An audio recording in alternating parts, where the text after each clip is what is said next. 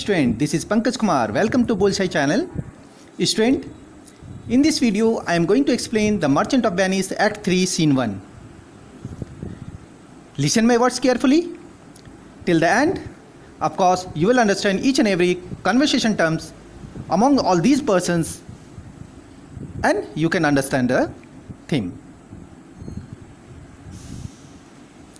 Students, in the Act 3 Scene 1, there are 5 important characters conversation. They are Salinio, Salarino, Shylock, a servant and Tubal. Students, at first I am going to explain everything in English. After that I will also explain in Hindi as well, in both the languages, so that you can understand perfectly. So at first the scene begins. Salinio starts with the Antonio ship's wreckage informations. He is sad to get this information. At the same time, Shylock enters.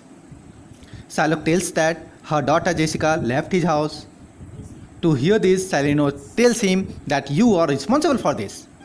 There is a lot of difference between you as a father and your daughter. He compares this as a German wine versus a red wine. Shylock expresses badly his opinion against Antonio. He says that Antonio insulted him so many times. He abused him and called him a dog. Only due to Antonio, he bears the loss of 5 lakhs and many other landers who often helped by Antonio. Whenever they met Antonio, he hurt him. That's why Shylock hates Christians. Now, I mean Shylock got the chance. He wants to take revenge. So Shylock says, I don't want to change my opinion of Bond of Flesh. As Antonio behaved with me, I will also do the same. Now, a servant enters. Salinio says that a messenger comes, who is Tubal, who has some information for Shylock, but not much about her daughter. Shylock says that his daughter Jessica has run away with 2,000 ducats and diamond rings too. Shylock says, I am always in loss. It's only my bad luck. I am always in deep situation. When Tubal tells him about the Antonio ship, then Shylock gets happy to get the information. Oh, it is a good news for him. The good news, that is one of the Antonio ship wreckage in Geneva, due to which now Antonio is not able to pay his debt in the nick of time.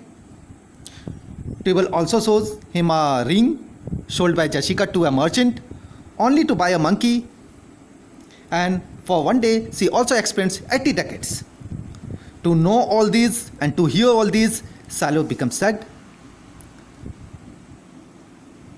Shylock also, to see the ring, Shylock becomes sad and emotional. That was his wife's gift. He never wants to sell. After all this, Shylock tells Tubal to arrange a fisher and then meet him in a synagogue, as he wants to take Antonio's life, that is to fulfill Bond of Flesh at any cost. This is nothing for him but a great profit for him. Thus the scene ends and the conversation ends. Student, Act 3 Scene 1 में 5 important character के बीच में बात हो रही है. सैलिनियो, शैलिनो, Shylock, एक servant and table.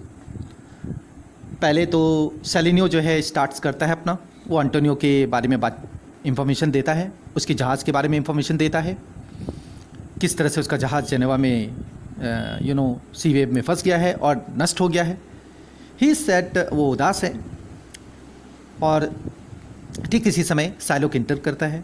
Shylock जो है वो अपनी बेटी जेसिका को लेकर परेशान है. जेसिका भाग चुकी है उसके घर से और सैलिनो बातचीत के दौरान ये पाता है कि कहीं ना कहीं शायलॉक तुम खुद ही इसके लिए जिम्मेदार हो, क्योंकि तुम बाप बेटी दोनों अलग अलग किस्म के हो, दोनों में काफ़ी डिफरेंस है. वो इस चीज़ का कंपेयर जर्मन वाइन और रेड वाइन से करता है. शायलॉक एंटोनियो के लिए काफ़ी बुरा एक्सप्रेस फील करता है. वो कहता है कि एंटोनियो ने उसे कई बार पार्टी के दौरान और जहाँ कभी वो मिला, उसने हमेशा उसकी बेइज्जती की है. उसने उसे गाली भी दी है, उसने उसे डॉग भी कहा है, उसने सारे लैंडर्स जिससे वो पैसे या बकाया लेना होता है, ऋणकर्ता को एंटोनियो ने हमेशा हेल्प किया है, जिससे उसे मोर देन 5 लाख का नुकसान हुआ है। इसलिए और जब कभी एंटोनियो उससे मिला है हमेशा उसे हर्ट ही किया है। वो कहता है कि क्या मैं इंसान नहीं हूँ? क्या जीव होना गलत है? क्या क्रिश्चियंस को ही सारी सुविधाएं मिल सकती हैं? क्या मेरा हृदय नहीं है, मेरा दिल नहीं है? क्या मुझे चोट नहीं लगती? क्या मुझे दर्द नहीं होता? ये सारे फीलिंग्स वो सेलेनियो से कहता है।